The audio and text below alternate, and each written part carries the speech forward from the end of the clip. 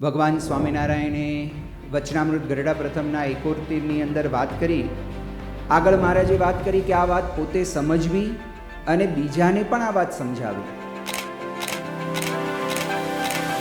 આ અક્ષર પુરુષોત્તમની વાત બીજાને કરવી, બીજાને સમજાવી, એમાં શાસ્ત્રીજી મહારાજનો જે જબરજસ્ત ઉત્સાહ આપણને જોવા માટે મળે છે ને, એ કંઈક ઓર જ બાબત છે. ક્યારેક અગવડો હોય, સુવિધાઓની અછત હોય, તો પણ એવી પરિસ્થિતિની અંદર પણ શાસ્ત્રીજી મહારાજ લેશ માત્ર પણ અક્ષર પુરુષોત્તમની વાત કરવામાં, એના પ્રવર્તનની અંદર એ પાછા પડ્યા નથી. એક મુમુક્ષુ સામે છે અને સાંજે સંધ્યા આરતી પછી આ બધી ગોષ્ઠી શરૂ થઈ, તો બીજે દિવસે સવારે 5 વાગ્યા સુધી શાસ્ત્રીજી મહારાજે આ બધી વાતો એમને કરી છે. નિર્ગુણ સ્વામી એમને પત્રની અંદર લખે છે કે શાસ્ત્રીજી મહારાજે કેવી જબરજસ્ત મને વાતો કરી છે. એ દરમિયાન અનેક ઉપાધિઓ આવતી. એક મોટામાં મોટી ઉપાધિ તો એ આવી કે શાસ્ત્રીજી મહારાજનો અભ્યાસ જ બંધ કરાવી દેવામાં આવ્યો, પરંતુ અક્ષર પુરુષોત્તમ ઉપાસનાની વાતો કરવાનું તાન એ એમને છોડ્યું નથી. જ્યારે શાસ્ત્રીજી મહારાજ વાતો કરતા હોય ત્યારે એમનો ઉત્સાહ કંઈક અલગ જ પ્રકારનો થઈ જાય. ત્યારે શાસ્ત્રીજી મહારાજ એકદમ ખુમારીથી બોલ્યા, આ અક્ષર પુરુષોત્તમની વાતો કરતા દેહ પડી જાય ને તો દેહ લેખે લાગે, પરંતુ એ હૃદયની અંદર એમનો જે આ અક્ષર પુરુષોત્તમ પ્રવર્તનનો જે ઉત્સાહ હતો, લેશ માત્ર પણ વીખ એ પડ્યો એ દેખાતો નથી. પ્રમુખ સ્વામી મહારાજ આવી વાત કરતા, કોઈને તરતા આવડે નહીં પણ તારતા આવડે, કારણ કે આ બધા સત્પુરુષો આપણને અક્ષર પુરુષોત્તમનું જ્ઞાન આપીને ભવજળ પાર કરાવી દે, ભવજળ તારી નાખે આપણું. જ્યારે તમારું શરીર બિલકુલ સાથ ન આપતું હોય એ હાલતમાં પણ શાસ્ત્રીજી મહારાજ પોતાનું વિચરણ અક્ષર પુરુષોત્તમ જ્ઞાનના પ્રવર્તન માટે અટકાવતા નથી કે યજ્ઞ પુરુષ પ્રવર્તિત સિદ્ધાંતમ સુખદમ. શ્રી સ્વામિનારાયણ ભગવાનની જય. અક્ષર પુરુષોત્તમ મહારાજની જય. ગુણાતીતાનંદ સ્વામી મહારાજની જય. ભગતજી મહારાજની જય. શાસ્ત્રીજી મહારાજની જય. યોગીજી મહારાજની જય. પ્રમુખ સ્વામી મહારાજની જય. મહંત સ્વામી મહારાજની. ભગવાન સ્વામિનારાયણે વચનામૃત ગરડા પ્રથમના 71ની અંદર વાત કરી કે ભગવાન જ્યારે જીવોના કલ્યાણને અર્થે આ પૃથ્વી ઉપર દેહ ધારણ કરે છે, એટલે કે આ પૃથ્વી ઉપર પોતે પધારે છે, ત્યારે પોતાનું જે અક્ષરધામ તે સહિત જ અહીં પધારે છે. આગળ મહારાજે વાત કરી કે આ વાત પોતે સમજવી અને બીજાને પણ આ વાત સમજાવી. હવે સત્સંગની અંદર અને સંપ્રદાયની અંદર આ વાત તો કેટલા બધાએ વાંચી હશે, વિચારી હશે, પરંતુ અમલમાં બ્રહ્મ સ્વરૂપ શાસ્ત્રીજી મહારાજે મૂકી. કારણ કે શાસ્ત્રીજી મહારાજના જીવનની અંદર આ આજ્ઞા ચરિતાર્થ થયેલી આપણને જોવા માટે મળે. ઘણા બધાએ આ વાત વાંચી હશે, પણ શાસ્ત્રીજી મહારાજે જે રીતે આ વાતને જીવનમાં ઉતારી ચરિતાર્થ કરી, એના માટે આ અક્ષર પુરુષોત્તમની વાત બીજાને કરવી, બીજાને સમજાવી, એમાં શાસ્ત્રીજી મહારાજનો જે જબરજસ્ત ઉત્સાહ આપણને જોવા માટે મળે છે ને, એ કંઈક ઓર જ બાબત છે. એટલા માટે મહંત સ્વામી મહારાજ ઘણી વખત શાસ્ત્રીજી મહારાજના જીવન વિશે આ વાત કરે છે કે શાસ્ત્રીજી મહારાજના રોમે રોમમાં, લોહીના કણે કણમાં અને શ્વાસોશ્વાસમાં અક્ષર પુરુષોત્તમ એ જ ભજન થતું. અને આપણે જ્યારે શાસ્ત્રીજી મહારાજના જીવનનો વિચાર કરીએ ત્યારે આપણને ખબર પડે કે શાસ્ત્રીજી મહારાજને અક્ષર પુરુષોત્તમની વાત કરવાની કેટલી બધી ધગશ હતી. ગમે તેવા વિઘ્નોના વંટોળો તેમને થંભાવી શક્યા નથી, ગમે તેવા વિરોધીઓના ષડયંત્રો હોય એમને પાછા પાડી શક્યા નથી. ક્યારેક અગવડો હોય, સુવિધાઓની અછત હોય, તો પણ એવી પરિસ્થિતિની અંદર પણ શાસ્ત્રીજી મહારાજ લેશ માત્ર પણ અક્ષર પુરુષોત્તમની વાત કરવામાં, એના પ્રવર્તનની અંદર એ પાછા પડ્યા નથી.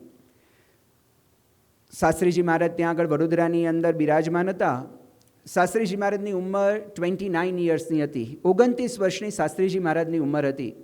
એ દરમિયાન શાસ્ત્રી મહારાજ પોતાના યોગની અંદર જે કોઈ પણ આવે, નાના મોટા કોઈ પણ વ્યક્તિ, તો શાસ્ત્રીજી મહારાજ એમને આ અક્ષર પુરુષોત્તમની નિષ્ઠાની જબરજસ્ત વાતો કરતા. નિર્ગુણ સ્વામી પોતે પોતાનો જાત અનુભવ એ નોંધે છે. ત્યારે નિર્ગુણ સ્વામી જેઠાભાઈ તરીકે હતા, જો એમને દીક્ષા નહોતી લીધી, અને આ જેઠાભાઈની ઉંમર પણ માત્ર 17 વર્ષની હતી. 17 વર્ષની ઉંમરના જેઠાભાઈ છે શાસ્ત્રીજી મહારાજની ઉંમર પણ હજુ 29 વર્ષની છે, યુવાન અવસ્થા છે. એની અંદર નિર્ગુણ સ્વામી કહે છે કે સાંજે સંધ્યા આરતી પહેલાં મંદિરની અંદર જેઠાભાઈ શાસ્ત્રીજી મહારાજને મળ્યા અને નવા ભગતજી મહારાજના યોગની અંદર આવેલા એમને આ અક્ષર પુરુષોત્તમ સિદ્ધાંતની નિષ્ઠા થાય, અક્ષર પુરુષોત્તમ સિદ્ધાંતની વધુ સ્પષ્ટતા થાય, એના માટે શાસ્ત્રીજી મહારાજે પ્રદક્ષિણાની અંદર એમને બેસાડીને ગોષ્ઠી શરૂ કરી. એક મુમુક્ષુ સામે છે અને સાંજે સંધ્યા આરતી પછી આ બધી ગોષ્ઠી શરૂ થઈ તો બીજે દિવસે સવારે 5 વાગ્યા સુધી શાસ્ત્રીજી મહારાજે આ બધી વાતો એમને કરી છે. ત્યારે આપણને ખબર પડે કે કેવો જબરજસ્ત ઉત્સાહ આ શાસ્ત્રીજી મહારાજના જીવનની અંદર આ અક્ષર પુરુષોત્તમની વાતો કરવા માટેનો હશે અને આ વાતોની કેવી ધારી અસર જેઠાભાઈ ઉપર થઈ હશે એ પણ આપણને ખબર પડે. આ પ્રસંગ બન્યાના 23 વર્ષ પછી 2 જાન્યુઆરી 1916ના દિવસે કુબેરભાઈ ભાવનગરના હરિભક્ત છે, નિર્ગુણ સ્વામી એમને પત્રની અંદર લખે છે કે શાસ્ત્રીજી મહારાજને અક્ષર પુરુષોત્તમની નિષ્ઠા પ્રવર્તનનો કેવો અદમ્ય ઉત્સાહ છે. એ વાતની અંદર આ નોંધે છે કે આ મારો જાત અનુભવ છે કે શાસ્ત્રીજી મહારાજે કેવી જબરજસ્ત મને વાતો કરી છે. આજે 23 વર્ષ પછી પણ શાસ્ત્રીજી મહારાજ સાથે થયેલી આ ગોષ્ઠી નિર્ગુણ સ્વામી ભૂલી શક્યા નથી. ત્યારે આપણને ખબર પડે કે આ વાતોની કેવી ગહરી અસર હશે. આ 23 વર્ષ પછીની વાત છે એવું નહીં, પરંતુ આ પ્રસંગ, આ ઘટના બન્યાના 51 વર્ષ પછી પણ નિર્ગુણ સ્વામી 12મી ડિસેમ્બર 1944ના દિવસે મુંબઈની અંદર રહેતા હર્ષદભાઈ દવેને પત્ર લખે છે. એ પત્રની અંદર પણ આ જ વાતનો ઉલ્લેખ કરે છે અને સાથે સાથે મનન આપે છે કે આ તો મેં મારી વાત કરી, પણ શાસ્ત્રીજી મહારાજને તો મારા જેવા કેટલાય હશે કે જેને શાસ્ત્રીજી મહારાજે આ અક્ષર પુરુષોત્તમની વાતો કરી હશે. ત્યારે આપણને ખબર પડે કે શાસ્ત્રીજી મહારાજને અક્ષર પુરુષોત્તમની નિષ્ઠાનું પ્રવર્તન કરવામાં, અક્ષર પુરુષોત્તમ જ્ઞાનની વાતો કરવામાં કેવો જબરજસ્ત ઉત્સાહ હશે. 1953ની સાલમાં જ્યારે શાસ્ત્રીજી મહારાજ રાજકોટની અંદર ભણતા, વિક્રમ સંવત 1953, એની અંદર શાસ્ત્રીજી મહારાજ રાજકોટની અંદર અભ્યાસ કરવા માટે રોકાયા હતા. આમ તો એમને ત્યાં આગળ અભ્યાસ કરવાનો હોય, પરંતુ ત્યારે પણ એમના યોગની અંદર આવનારા જે પણ કોઈ યુવકો હતા એ બધા જ યુવકોને શાસ્ત્રીજી મહારાજ આ અક્ષર પુરુષોત્તમની નિષ્ઠાની વાતો કરતા, ભગતજી મહારાજના મહિમાની વાતો કરતા. અને એટલા માટે જ એની અંદર નોંધે છે કે રાજકોટની અંદર અભ્યાસ કરતા ત્યારે પણ ઘણાને આ ગુણાતીત જ્ઞાનમાં દાખલ કર્યા. ગુણાતીત જ્ઞાનમાં દાખલ કર્યા એટલે શું? આ અક્ષર પુરુષોત્તમની નિષ્ઠા કરાવડાવી. ત્યારે આપણને ખબર આવે, હવે એ દરમિયાન ઘણી બધી ઉપાધિઓ પણ આવતી. એવું નહોતું કે શાસ્ત્રીજી મહારાજ બસ બધાને મહિમાની વાતો જ કર્યા કરતા. એ દરમિયાન અનેક ઉપાધિઓ આવતી. એક મોટામાં મોટી ઉપાધિ તો એ આવી કે શાસ્ત્રીજી મહારાજનો અભ્યાસ જ બંધ કરાવી દેવામાં આવ્યો. તેમ છતાં પણ શાસ્ત્રીજી મહારાજને ભલે રાજકોટ છોડવું પડ્યું, પરંતુ અક્ષર પુરુષોત્તમ ઉપાસનાની વાતો કરવાનું તાન એ એમને છોડ્યું નથી. આ જ્ઞાનનું પ્રવર્તન કરવાનું કાર્ય એ એમને છોડ્યું નથી. નડિયાદની અંદર શાસ્ત્રીજી મહારાજ બિરાજમાન હતા અને નાનાભાઈ ગોપાળદાસ પટેલ, એક મુમુક્ષુ, શાસ્ત્રીજી મહારાજના યોગની અંદર આવ્યા. રાત્રે 8 વાગ્યાથી એમને આ અક્ષર પુરુષોત્તમ સિદ્ધાંતની સમજૂતી આપવાની શરૂઆત કરી. તે છેક રાતના 3 વાગ્યા સુધી, સતત 7 કલાક સુધી શાસ્ત્રીજી મહારાજે એક મુમુક્ષુને આ વાત કરી છે અને એમને નિશ્ચય અક્ષર પુરુષોત્તમનો દ્રઢ કરાવ્યો છે. આવી જ વાત દૌલત કૃપાશંકર પંડ્યાની પણ આપણે જાણીએ છીએ કે એમને 3 કલાક સતત વાતો કરી આ અક્ષર પુરુષોત્તમ જ્ઞાનની દ્રઢતા એમને કરાવી દીધી. આવો જ પ્રસંગ ગોવિંદસિંહ ચુડાસમા પણ કહેતા, જે પછી તે સ્વતંત્ર ભારતની અંદર પોતે કલેક્ટર તરીકે નિમાયા હતા. એ કહેતા કે મને પણ શાસ્ત્રીજી મહારાજે આખી રાત બેસી અને આ અક્ષર પુરુષોત્તમ વાતની સ્પષ્ટતા, અક્ષર પુરુષોત્તમ જ્ઞાનની સ્પષ્ટતા એ શાસ્ત્રીજી મહારાજે કરાવી છે. તો આવા તો કેટલા બધા પ્રસંગો હશે કે જેની અંદર શાસ્ત્રીજી મહારાજે એક મુમુક્ષુઓ માટે કલાકોના કલાકો આ અક્ષર પુરુષોત્તમ નિષ્ઠાના પ્રવર્તનની વાતો એ એમને કરી હશે.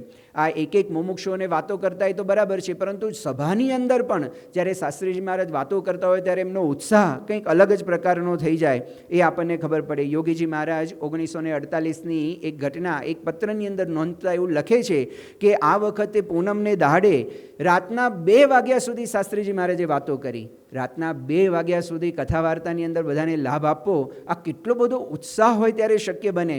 સારંગપુરની અંદર શાસ્ત્રીજી મહારાજ બિરાજમાન હતા. હવે સામે કે હજારોને લાખોની સંખ્યામાં હરિભક્તો હોય એવું નહોતું, બહુ જ સામાન્ય હરિભક્તોની સંખ્યા હોય, પરંતુ શાસ્ત્રીજી મહારાજના અંતરની અંદર આ અક્ષર પુરુષોત્તમની વાતો કરવાની જે ધગસ હતી શાસ્ત્રી મહારાજના જીવનની અંદર આપણને ખબર પડે. શાસ્ત્રીજી મહારાજનો દૈહિક ક્રમ એવો હતો કે રાતે લગભગ 11 વાગ્યા સુધી આ બધી કથા વાર્તાનો લાભ આપે, પછી સ્નાન કરવા માટે જવાનું થાય. એટલે સ્નાન કરવા માટે સેવક સંતોએ ગરમ પાણી કર્યું હોય. હવે દરરોજનો ક્રમ હોય એટલે સ્વાભાવિક છે કે એ સમયે ચૂલા ઉપર પાણી ગરમ કરવાનું હોય એટલે પહેલેથી ગરમ કરવું પડે. તો શાસ્ત્રીજી મહારાજ માટે સેવકોએ પાણી ગરમ કર્યું હોય, પાણી ગરમ થઈ જાય એટલે પાછું સાઈડમાં લઈ લેવું પડે, ચૂલા ઉપરથી ઉતારી લેવું પડે કે હમણાં કથા પતશે, હમણાં સ્વામી સ્નાન કરવા માટે પધારશે. પરંતુ આ વાતો કરવાનો સ્વામીને જે ઉમંગ હતો, દેહની ક્રિયાને સ્વામીએ ઠેલી દીધી. એક વખત પાણી ગરમ કર્યું તોય કથા પૂરી ના થઈ. પછી પાછું એમ લાગ્યું કે હવે થોડી વારમાં કથા પૂરી થશે, પાણી ઠંડુ થઈ ગયું એટલે ફરી ગરમ કરવા માટે મૂક્યું, તો પણ કથા પૂરી ના થઈ. ત્રણ વખત પાણી ગરમ કરવા માટે મૂકે. પરંતુ શાસ્ત્રીજી મહારાજને કથા વાર્તા કરવા માટેનો આ જે ઉમંગ, કેમ કરીને અક્ષર પુરુષોત્તમની નિષ્ઠાનું પ્રવર્તન થાય, કેમ કરીને બધાને અક્ષર પુરુષોત્તમની જ્ઞાનની વાત કરી દઉં, એ શાસ્ત્રી મહારાજના જીવનની અંદર જોવા માટે મળતી. અરે આ વાત કરવાનો ઉમંગ કઈ હદ સુધી એમને હતો. 85 વર્ષની ઉંમરે શાસ્ત્રીજી મહારાજને હાર્ટ એટેક આવ્યો અને હૃદય ખૂબ નબળું પડી ગયું હતું શાસ્ત્રીજી મહારાજનું. એટલે ડૉક્ટરે કીધું કે શાસ્ત્રીજી મહારાજને ખૂબ સારો આરામ કરાવવાની જરૂર છે. અને બહુ કડક રીતે ડૉક્ટરની સૂચના હતી કે સ્વામીને બરાબર આરામ કરવો પડશે. જો શાસ્ત્રીજી મહારાજ ગુજરાતની અંદર રોકાય તો સ્વાભાવિક છે કે આરામ કરવો બહુ અઘરો પડી જાય. હરિભક્તો મળવા માટે આવે, ખબર જોવા માટે આવે, ને શાસ્ત્રીજી મહારાજ આ વાતો કર્યા વગર રહી ન શકે. એટલા માટે અગ્રેસર હરિભક્તો હતા, વડીલ હરિભક્તોએ વિચાર કર્યો કે આપણે મુંબઈ શાસ્ત્રીજી મહારાજને લઈ જઈએ.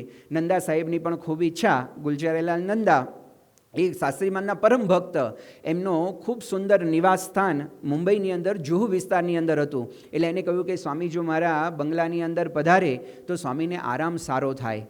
એટલા માટે એમને પણ વિનંતી કરી. એટલે બધાએ નક્કી કર્યું કે શાસ્ત્રી મહારાજને મુંબઈ લઈ જવા. શાસ્ત્રીજી મહારાજ આમ તો આરામ કરવા માટે જ મુંબઈ પધારેલા અને નંદા સાહેબના બંગલે આરામ કરતા હતા. નંદા સાહેબ સમગ્ર દિવસ દરમિયાન પોતાનું કાર્ય, જે સરકારી કામકાજ હોય એ બધું પૂરું કરીને રાતના 11 વાગે ઘરે આવ્યા એક દિવસ. અને શાસ્ત્રી મહારાજની ખબર જોવા માટે ગયા કે સ્વામી કેમ છે, આરામ બરાબર થાય છે ને. અને નંદા સાહેબ ગયા હતા ખબર જોવા માટે. અને એમને શાસ્ત્રીજી મહારાજે જે અક્ષર પુરુષોત્તમની નિષ્ઠાની વાતો કરવા માંડી તો રાતના 1 વાગ્યા સુધી. બબુભાઈ કોઠારી શાસ્ત્રીજી મહારાજના અંગત સેવક તરીકે હતા. એમનાથી રહેવાયું નહીં. હાથ જોડીને કહ્યું કે સ્વામી, ડૉક્ટરે આપને આરામ કરવાનું કહ્યું છે. અત્યારે આપને હૃદયરોગનો હુમલો આવ્યો છે, હાર્ટ એટેક આવ્યો છે, અને આપ આટલી બધી વાતો કરો છો, માટે હવે ખમૈયા કરો, હવે આપ આરામ કરો. ત્યારે શાસ્ત્રીજી મહારાજ એકદમ ખુમારીથી બોલ્યા કે બબુભાઈ, આ અક્ષર પુરુષોત્તમની વાતો કરતાં દેહ પડી જાય ને તો દેહ લેખે લાગે. આ શાસ્ત્રીજી મહારાજની ભાવના હતી. અક્ષર પુરુષોત્તમની વાતો કરતાં દેહ પડી જાય તો દેહ લેખે લાગે, એ એમની ભાવના આપણને અહીંયા આગળ જોવા માટે મળે છે. શાસ્ત્રીજી મહારાજે ક્યારેય પરિણામ સામે નજર નહોતી રાખી કે હું વાતો કરું તો બધાને બસ આ અક્ષર પુરુષોત્તમની નિષ્ઠા થઈ જ જવી જોઈએ. એવા ઘણા પ્રસંગો બનતા સ્વામી વાતો કરે પણ સામેવાળાને ન સમજાય. કારણ કે અઘરું પડી જાય ઘણી વખત. શાસ્ત્રી મહારાજ પોતે એવી વાત કરતા કે હું 100 જણાને વાતો કરું ત્યારે 5 જણાને વાત સમજાય. તો જો સ્વામીએ ક્યારેય એવો વિચાર નથી કર્યો કે એને સમજાય ના સમજાય એનું શું થાય, પરંતુ સ્વામીએ તો કેવળ અને કેવળ અક્ષર પુરુષોત્તમની વાતો કરવાની અંદર જ એક તાન એ રાખેલું છે.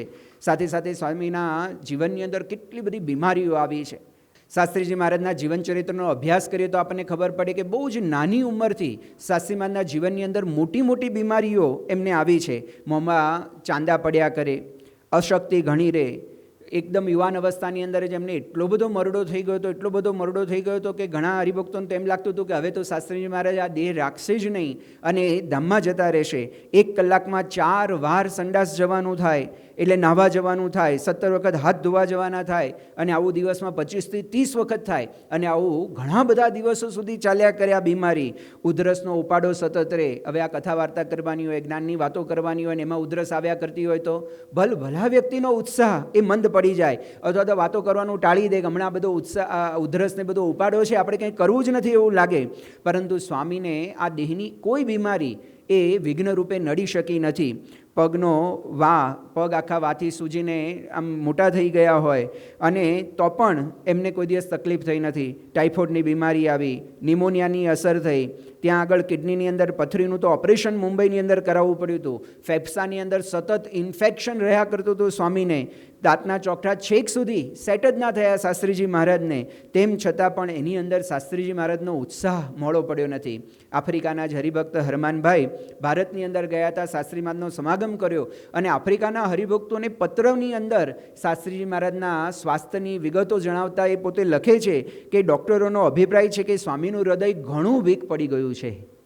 શાસ્ત્રીજી મહારાજનું હૃદય ઘણું વીક પડી ગયું છે, પરંતુ એ હૃદયની અંદર એમનો જે અક્ષર પુરુષોત્તમ પ્રવર્તનનો જે ઉત્સાહ હતો લેશ માત્ર પણ વીક એ પડ્યો એ દેખાતો નથી. હવે આપણે વિચાર કરીએ કે આટલી બધી તકલીફો હોય તો સ્વાભાવિક છે કે શાસ્ત્રીજી મહારાજને વિચરણ કરવામાં ઘણી બધી તકલીફ પડતી જ હશે. તેમ છતાં શાસ્ત્રીજી મહારાજ એક પત્ર લખે છે શ્રીજી સ્વરૂપદાસને. 17મી સપ્ટેમ્બર 1939નો એ દિવસ છે. એ દિવસે શાસ્ત્રીજી મહારાજ પત્રની અંદર શ્રીજી સ્વરૂપ સ્વામીને લખે છે, મને મનસુબા તો ઘણાય થાય પણ હવે દેહ કયું કરતું નથી, તેમ જોઈએ તેટલી સેવાને પ્રયાસ થતો નથી. શાસ્ત્રીમાં શું લખે છે? આ અક્ષર પુરુષોત્તમ ઉપાસના પ્રવર્તનની જે સેવા છે એની અંદર હું જેટલું ઈચ્છું છું એટલું હજુ હું કરી શકતો નથી. હવે આપણે આ શબ્દોનો વિચાર કરીએ. આ સાલ છે 1939ની 1939. પણ એના પછીના જ્યારે પ્રસંગો જોઈએ શાસ્ત્રીજી મહારાજના જીવનના, ત્યારે આપણને ખબર પડે કે શાસ્ત્રીજી મહારાજે એના પછી પણ કેટલું જબરજસ્ત વિચરણ કર્યું છે, કેટલો જબરજસ્ત ભીડો વેઠ્યો છે, કેટલો બધો ઉત્સાહ એમના જીવનની અંદર છે આ અક્ષર પુરુષોત્તમ જ્ઞાનના પ્રવર્તન માટેનો. હવે જો સ્વામીને એવું લાગતું હોય શાસ્ત્રીજી મહારાજને કે આ દેહ સાથ નથી આપતો ને જોઈએ એટલું કાર્ય થતું નથી, તો જો ખરેખર દેહ સાથ આપતો હોય, દેહમાં આવી કોઈ તકલીફો ના હોય, તો શાસ્ત્રીજી મહારાજ કેવું જબરજસ્ત કાર્ય કરત. આજ 1939ની અંદર શાસ્ત્રીજી મહારાજ લખે છે, એના લગભગ 7 વર્ષ પછી શાસ્ત્રીજી મહારાજની ઉંમર 81 વર્ષની છે. 1946ની સાલ છે, એની અંદર શાસ્ત્રીજી મહારાજ મૂળી ગામની અંદર પધાર્યા છે. અડવાળવાળા બાપુભાના શાળા રૂપસંગભાઈ ત્યાં આગળ રહેતા હતા. શાસ્ત્રીજી મહારાજના મનની અંદર હતું કે આ રૂપસંગભાઈને પણ અક્ષર પુરુષોત્તમની નિષ્ઠાની વાતો કરવી અને આ અક્ષર પુરુષોત્તમ જ્ઞાન એમના જીવનની અંદર દ્રઢ કરવું. તો સંતોને લઈને મૂળી દર્શન કરવા માટે પણ પધારેલા. હવે રેલવે સ્ટેશન આ બાજુ વચ્ચે ભોગાવો આવે ને સામેની બાજુ મૂળી આવે. એની અંદર રાતે 8 વાગે ટ્રેને ત્યાં આગળ ઉતાર્યા અને મુશળધાર વરસાદ, સાંભેલા ધારે વરસાદ વરસતો હતો, એટલે પાણી પણ ઘણું આવેલું નદીની અંદર. એટલે જે લેવા માટે આવવાના હતા એ કોઈ આવી શક્યા નહોતા. આ બાજુ શાસ્ત્રીજીમાં રેલવે સ્ટેશન હતા અને એમને થયું કે જો સવારની રાહ જોવા જઈશું તો આ બધી રૂપસંગભાઈને ક્યારે વાતો કરશું ને ક્યારે એમના ઘરે પહોંચશું.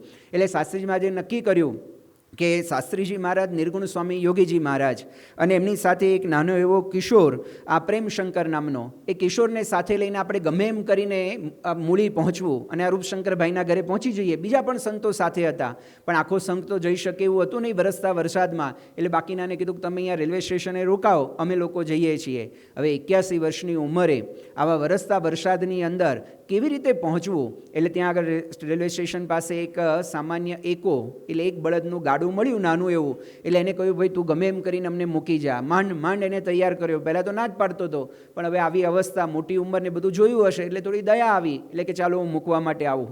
મૂકવા માટે આવ્યા તો ખરા, પણ નદીની અંદર એને પાણી જોયું કે અત્યારે વરસાદ વરસે છે એટલે પાણી ઘણું વહેણ છે નદીની અંદર. ના પાડી દીધી કે હવે આગળ હું આવીશ નહીં. હવે અધવચ્ચે રસ્તાની વચ્ચે નદીના કિનારે તમને આવી રીતે ઉતારી દે, કેવી રીતે તમે પહોંચો?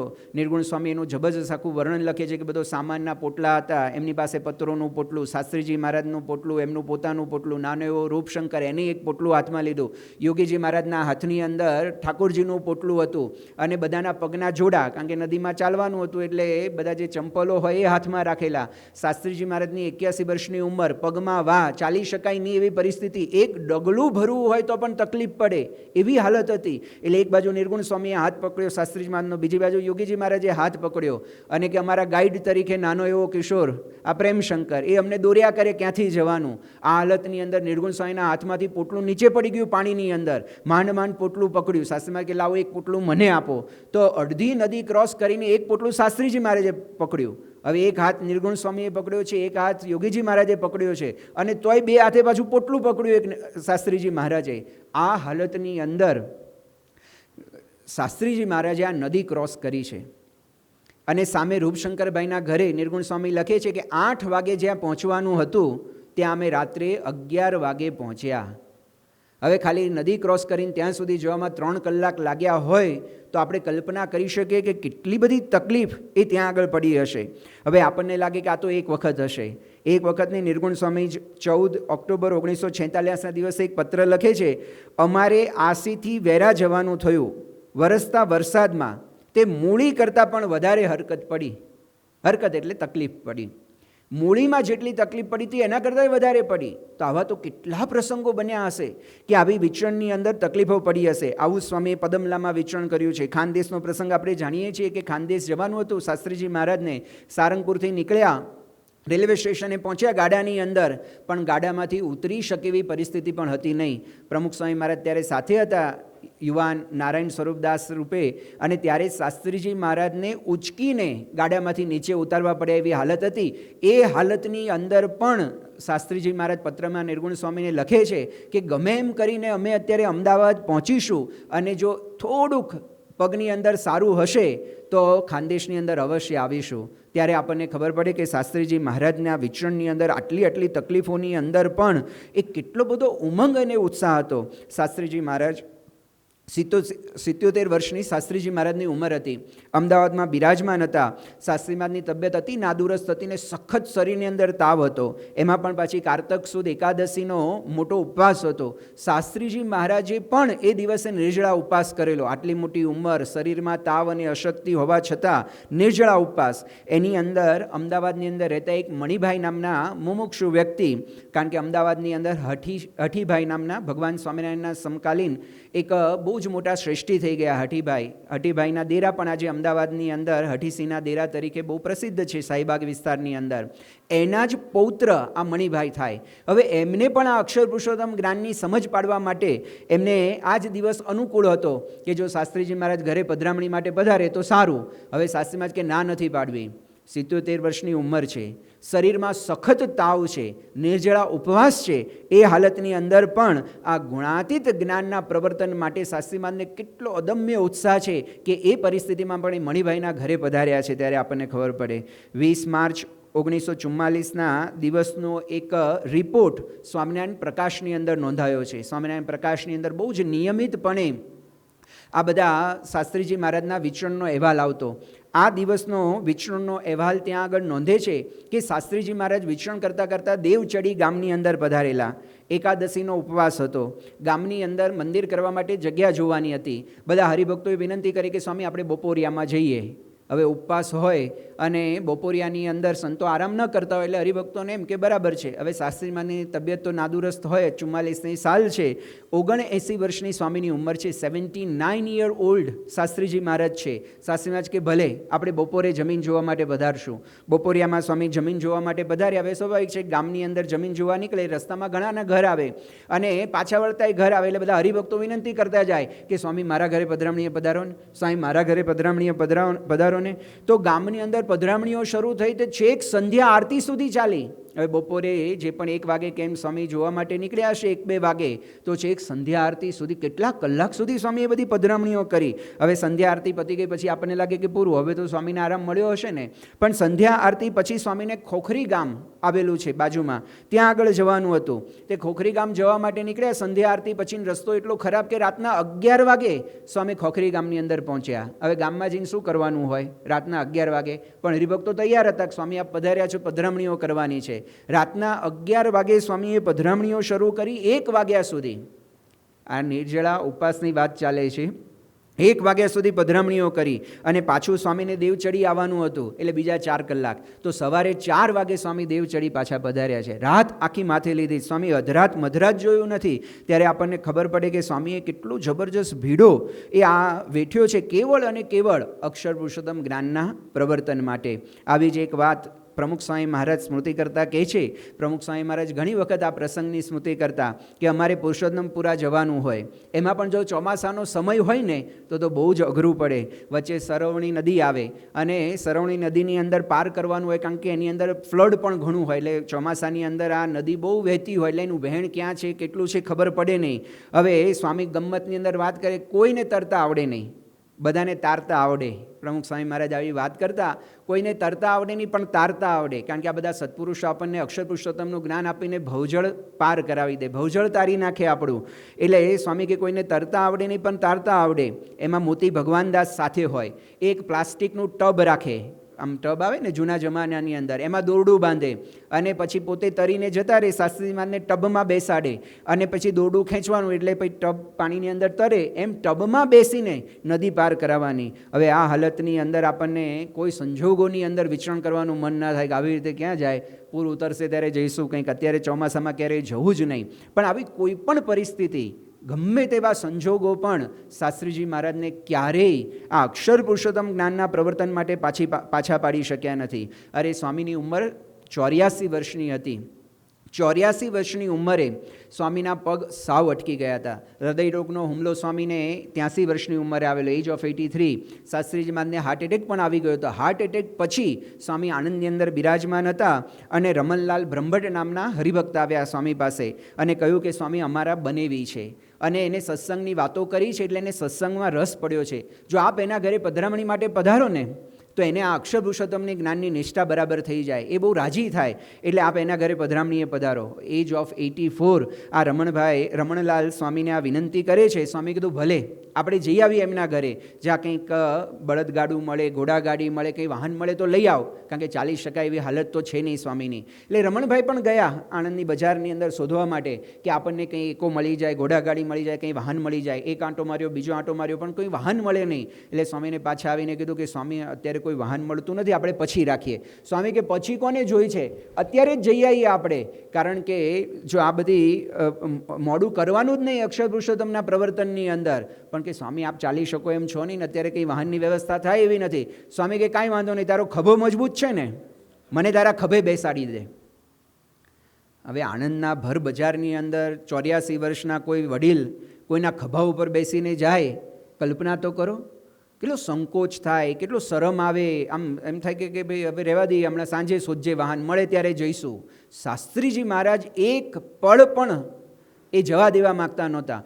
શાસ્ત્રીજી મહારાજ એમના ખભા ઉપર બેસી ગયા રમણલાલના, અને સ્વામી એના બનેવીના ઘર સુધી ગયા અને પધરામણી કરીને એને અક્ષર પુરુષોત્તમ જ્ઞાનની નિષ્ઠા એ કરાવડાવી. ત્યારે આપણને ખબર પડે કે શરમ, સંકોચ અથવા તો કોઈ પણ વસ્તુ એ એમના અક્ષર પુરુષોત્તમ જ્ઞાનના પ્રવર્તનના ઉમંગની અંદર એમને રોકી શકી નથી. 1946ની સાલમાં શાસ્ત્રીજી મહારાજે નિર્ગુણ સ્વામીને આ પત્ર લખ્યો છે. એમાં પોતાની પરિસ્થિતિ જણાવે છે. દેહિક ક્રિયા કરવાની અંદર પણ કેવી કેવી તકલીફો પડે છે. શાસ્ત્રીજી મહારાજને એ શબ્દોનો વિચાર કરીએ. એક પગે તો 12 આની વા છે, પગ મુકાતો નથી, એટલે ચાલી શકાય એવી હાલત જ નથી. જાજરૂ તથા લઘુને ખાડે ફણાભર બેસાતું નથી. સંડાસ જવું હોય તો પણ તકલીફ છે. ખુરશી પ્રથમથી કરી રાખી છે, તેથી કામ લઈએ છીએ. છતાં મંગળવારે મેલમાં એટલે ટ્રેનની અંદર નીકળી અમદાવાદ અને આણંદ જઈશું. હવે આ પરિસ્થિતિમાં વિચરણ કરવાનું કોઈને મન થાય? જ્યારે તમારું શરીર બિલકુલ સાથ ન આપતું હોય એ હાલતમાં પણ શાસ્ત્રીજી મહારાજ પોતાનું વિચરણ અક્ષર પુરુષોત્તમ જ્ઞાનના પ્રવર્તન માટે અટકાવતા નથી, એ આપણને ખબર પડે. આ હાલતના પ્રત્યક્ષદર્શીઓ અને સાક્ષીઓ શાસ્ત્રીજી મહારાજના જે હરિભક્તો હતા, એ તો શાસ્ત્રીજી મહારાજની આ પરિસ્થિતિ પ્રત્યક્ષ જોતા હતા. આ જોઈને એમનું હૃદય કેટલું બધું વલોવાઈ જતું હતું એ આપણને ખબર પડે. 46ની સાલમાં જ અમદાવાદથી ચંપકલાલ શેઠ નિર્ગુણ સ્વામીને એક પત્ર લખે છે અને એમનું આખું આમ કેટલું બધું વ્યથા એ વ્યક્ત કરે છે. એમના હૃદયપૂર્વકનો આખો જે ચિતાર શાસ્ત્રીજી મહારાજને જે વિચરણની અંદર તકલીફો પડતી, એ જે ભક્તો પ્રત્યક્ષ જોતા અને એમની જે મનોવ્યથા હતી એ એમના શબ્દોની અંદર આપણને દેખાય છે. એ ચંપકલાલ શેઠ નિર્ગુણ સ્વામીને લખે છે, આવું દુઃખ જોઈને એ સ્વતંત્ર છે. શાસ્ત્રીજી મહારાજ તો સાક્ષાત અક્ષર બ્રહ્મ છે અને ભગવાનના અખંડ ધારક સંત છે. એ બધું જ સમર્થ છે, જાણે છે. ચંપકલાલ શેઠ પોતે લખે છે કે સ્વતંત્ર છે, સમર્થ છે, નરનાટ્યની પેટે લીલા કરે છે.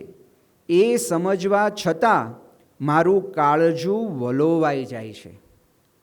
શાસ્ત્રીજી મહારાજનું આ દુઃખ જોઈને એમનો અપાર મહિમા સમજનારા હરિભક્તો પણ એવું લખે છે કે મારું કાળજું વલોવાઈ જાય છે, રડી પડાય છે, રાતના અજંપો રહે છે અને ગાંડાની પેટે ભમી જવાય છે. આ શબ્દો ઉપરથી જ આપણે કલ્પના કરી શકીએ કે શાસ્ત્રીજી મહારાજ કઈ હદ સુધી આ ભીડો વેઠતા હશે, કેટલી તકલીફો એ એમને પડતી હશે જ્યારે શાસ્ત્રીજી મહારાજના ભક્તો આ પરિસ્થિતિનો ચિતાર આ રીતે આપતા હોય. ત્યાં ભાઈ કાકા વિદ્યાનગરનું એમનું એક સ્વપ્ન હતું કે વિદ્યાનગરને વિદ્યાનું મોટું ધામ બનાવવું. ત્યારે વિદ્યાનગરની અંદર ખેતરો સિવાય કશું જ નહોતું અને પહેલી જ કોલેજની ઈંટ ત્યાં આગળ મુકાવા જઈ રહી હતી. એટલે ભાઈ કાકા શાસ્ત્રીજી મહારાજના પરમ શિષ્ય, એટલે ભાઈ કાકાએ બોચાસણમાં બિરાજમાન શાસ્ત્રી મહારાજને વિનંતી કરી કે સ્વામી, આવું એક વિદ્યાનું બહુ જ મોટું ધામ વિદ્યાનગર એ આપણે ઊભું કરવા માટે જઈ રહ્યા છે. મારી ઈચ્છા છે અને પ્રાર્થના છે કે જો આપને અનુકૂળ હોય તો આપ પધારો. આપના પગલાં જમીન ઉપર થાય તો ભવિષ્યની અંદર આ વિદ્યાનું મોટું ધામ એ વિદ્યાનગર ત્યાં આગળ રચાય. શાસ્ત્રીજી મહારાજે કીધું કાંઈ વાંધો નથી, હાલો આપણે ગાડાની અંદર, ગાડું જોડો, આપણે આવી જઈએ. બોચાસણથી ગાડાની અંદર નીકળ્યા. રસ્તાની અંદર મુશળધાર વરસાદ શરૂ થયો એટલે પલળી જાય. ગાડાની અંદર કે બીજી વ્યવસ્થા તો હોય નહીં. વરસતા વરસાદની અંદર પલળતા લુગડે શાસ્ત્રીજી મહારાજે ત્યાં આગળ વિદ્યાનગરની અંદર જ્યાં પણ આ કોલેજ થવાની હતી એ આખા વિસ્તારની અંદર પગલાં કર્યા. પ્રાર્થના કરી ભગવાનને કે અહીંયા આગળ બહુ મોટી કોલેજ થાય, બધા વિદ્યાર્થીઓ અભ્યાસ કરે અને ભવિષ્યની અંદર એ બધા બહુ આગળ વધે. આવી બધી પ્રાર્થનાઓ કરીને શાસ્ત્રી મહારાજ પાછા બોચાસણ આવ્યા. એટલે ભાઈ કાકાએ શાસ્ત્રીજી મહારાજને હાથ જોડીને કહ્યું કે સ્વામી, બહુ તકલીફ પડી આપને, બહુ ભીડો આપ્યો આપને. જ્યારે શાસ્ત્રીજી મહારાજે એવું કીધું, એ માટે તો મહારાજે અમને આ પૃથ્વી પર મોકલ્યા છે. એમ તકલીફ લઈને ફરીએ ત્યારે જ હજારો જીવના કલ્યાણ થાય. આ તકલીફો વેઠવા પાછળ શાસ્ત્રીજી મહારાજની ભાવના આ જ રહેતી કે હજારો જીવોના કલ્યાણ થાય. કેમ કરીને એ બધાને અક્ષર પુરુષોત્તમનું જ્ઞાન થાય. તો આપણને ખબર પડે કે શાસ્ત્રીજી મહારાજના જીવનની અંદર આ સત્સંગ પ્રસાર કરવા માટે, અક્ષર પુરુષોત્તમ જ્ઞાનના પ્રવર્તન માટે એમની ધગશ એ કોઈ પણ એ પાછા પાડી શક્યા નથી. કેટલી બધી સગવડોની કટોકટીઓ હતી. ગાડું ત્યાં બળદ નહીં, બળદ ત્યાં ગાડું નહીં. એટલે ટ્રેનની ટિકિટ લેવાના ફાંફા પડતા હોય. કોઈ હરિભક્ત મળે નહીં ટ્રેનની ટિકિટ લઈ આપે એટલા માટે તો આણંદથી રેલવે સ્ટેશન સુધી 3 વખત ધક્કા ખાવા પડે. ત્યારે તો માંડ ટ્રેનની ટિકિટનો મેળ પડે એવો હોય. સારંગપુરની અંદર ખડીઓ હોય તો લખવા માટેની પેન ન મળે, કલમ મળે તો ખડીઓ ન મળે, રહેવા જમવાની સુવિધાઓ તો હોય જ નહીં, સમયના કટોકટી હોય. અને આ બધાની વચ્ચે પાછો વિરોધનો વંટોળ તો ખરો જ. કેટલો બધો વિરોધ આપણે સૌ જાણીએ છીએ કે એક મંદિરની અંદર શાસ્ત્રી મહારાજ ખાલી દર્શન કરવા માટે ગયા અને એની અંદર કોઈ એક વ્યક્તિએ આખો લોટો જબરજસ્ત મોટો હતો એનો છૂટો ઘા કર્યો શાસ્ત્રીજી મહારાજ ઉપર. તો ભગવાન રક્ષા કરે, રામ રાખે તેને કોણ ચાખે. એટલે શાસ્ત્રીજી મહારાજને ન વાગ્યું, બીજા હરિભક્તને વાગ્યું, પણ લોહીની ધાર થઈ ગઈ હરિભક્તને. જો આ લોટો શાસ્ત્રીજી મહારાજને વાગ્યો હોત તો કેવી તકલીફ પડી હોય. હવે આવા લોટા ઉત્સવો, શાસ્ત્રી મહારાજ લોટા ઉત્સવ કહેતા આ પ્રસંગને, તો આવા લોટા ઉત્સવો થયા કરતા હોય. ક્યાંક અપમાન થતા હોય, તિરસ્કાર થતા હોય, ક્યાંકથી કાઢી મૂકવામાં આવતા હોય. અરે એમની ઉપર ઘણા ખોટા કોર્ટ કેસો પણ કરવામાં આવ્યા હોય. આવી બધી હાલતની વચ્ચે પાછું આ બધા અક્ષર પુરુષોત્તમ ઉપાસનાના પ્રવર્તનનું જ્ઞાન પ્રવર્તાવવાનું હોય. હવે ભક્તોને પણ આવી પરિસ્થિતિની અંદર જે કાચા પોચા ભક્તો હોય, નવા નવા જોડાયા હોય, તો એના મનની અંદર અનેક દ્વિધાઓ રહે, શંકાઓ રહે, કુશંકાઓ રહે કે આ જ્ઞાન ખરેખર સાચું હશે કે નહીં હોય. એટલા માટે શાસ્ત્રીજી મહારાજને સોગંદ ખાવા પડે કે હું આ વાત સોગંદપૂર્વક કહું છું, હું સત્ય બોલું છું, મને ખચિત માનજો. આ રીતે બધી વાત કરવી પડતી હોય ત્યારે ભલભલાનો ઉત્સાહ મોડો પડી જાય. હા, એમ થાય કે હવે આ પ્રવર્તન કરેલું જ છે, જેટલા સમજે એટલા બરાબર છે, બીજા બધાને આપણે કંઈ કહેવાની જરૂર નથી. પરંતુ શાસ્ત્રીજી મહારાજ ગમે તેવી પરિસ્થિતિની અંદર પણ આ અક્ષર પુરુષોત્તમ જ્ઞાનના પ્રવર્તનની અંદર પાછા પડ્યા નથી. આ એમની મોટામાં મોટી કરુણા હતી. બાકી એમને જ્ઞાનનું પ્રવર્તન ન કર્યું હતું એ તો પોતે બધું અક્ષર બ્રહ્મ જ હતા. પરંતુ અનેક જીવોના કલ્યાણ માટે, આપણા સૌના માટે શાસ્ત્રીજી મહારાજ આ બધું ભીડો વેઠતા અને કાર્ય કરતા. આ એમની બહુ જ મોટી કરુણા કહેવાય. અક્ષરબ્રહ્મની જે મહારાજ કીધું ને, અમે પોતાની સાથે અક્ષરબ્રહ્મને અક્ષરધામને લઈને આવીએ છીએ, એ આના માટે જ લઈને આવે છે. પોતાના ઉમંગને કોઈ પણ કટોકટી કાપી શકી નથી. એ આર્થિક કટોકટી હોય, વ્યક્તિક કટોકટી હોય, સગવડ સુવિધાઓની કટોકટી હોય, વિરોધના વંટોળો હોય, દૈહિક રોગો હોય, દૈહિક ભીડો હોય, જ્યાં ત્યાં જેમ તેમ ચલાવી લઈને પણ એમને અક્ષર પુરુષોત્તમ સિદ્ધાંત અને ગુરુ મહિમાનું પ્રવર્તન સતત અને સખત વિચરણ, પધરામણી, પત્રલેખન અને ઈશક સાથે કરતા જ રહ્યા છે. એમના જે જીવનના પ્રસંગોની અંદર આપણે 4 વાક્યો, પરમ પૂજ્ય મહંત સ્વામી મહારાજ ઘણી વખત આપણને આ વાક્યો કહે છે કે આ 4 મહાવાક્યોની અંદર શાસ્ત્રીજી મહારાજની આખી જીવન ભાવના અને આ અક્ષર પુરુષોત્તમની નિષ્ઠાના પ્રવર્તનની ધગસ એ આપણને જોવા માટે મળે. શાસ્ત્રી મહારાજ કહેતા કે આ મુંડાવ્યું છે તે અક્ષર પુરુષોત્તમ માટે મુંડાવ્યું છે. આપણે તો અક્ષર પુરુષોત્તમના બળદિયા છીએ. અક્ષર પુરુષોત્તમની વાત કોઈ મારા માથા ઉપર બેસીને કરે તોય ઓછું છે, અને અક્ષર પુરુષોત્તમને માટે વેચાવવું પડે તો પણ ઓછું છે. ત્યારે આપણને ખબર પડે કે શાસ્ત્રીજી મહારાજની સમગ્ર જીવન ભાવના જ આ અક્ષર પુરુષોત્તમ જ હતું. જે મહંત સ્વામી મહારાજે કીધું ને, એમના રોમે રોમમાં લોહીના કણે કણની અંદર આમ ઉછળતું હતું અક્ષર પુરુષોત્તમ. એ આપણને સતત જોવા માટે મળે. એટલે જ મહંત સ્વામી મહારાજે જે નૂતન આરતીની રચના કરી એની અંદર યથાર્થ શ્રદ્ધાંજલિ આ શાસ્ત્રીજી મહારાજને આપતા મહંત સ્વામી મહારાજે છેલ્લી પંક્તિની અંદર લખાવડાવ્યું કે ઉમેરાવડાવ્યું કે યજ્ઞ પુરુષ પ્રવર્તિત સિદ્ધાંતમ સુખદમ. આ સુખ આપનારો એવો જે અક્ષર પુરુષોત્તમનો સિદ્ધાંત, એના પ્રવર્તક એ બ્રહ્મ સ્વરૂપ શાસ્ત્રીજી મહારાજ હતા. એ શાસ્ત્રીજી મહારાજના ચરણોમાં કોટી કોટી વંદન. શ્રી સ્વામિનારાયણ ભગવાનની જય. આવી પ્રેરણાદાયી કથાના નિયમિત શ્રવણ માટે આ વિડીયોને લાઈક કરો અને ચેનલને સબસ્ક્રાઈબ કરો, અને ખાસ આ કથાને આપના જેવા અન્ય મુમુક્ષુ સાથે શેર કરીને આંગળી ચિંધ્યાનું પુણ્ય મેળવો. જય સ્વામિનારાયણ.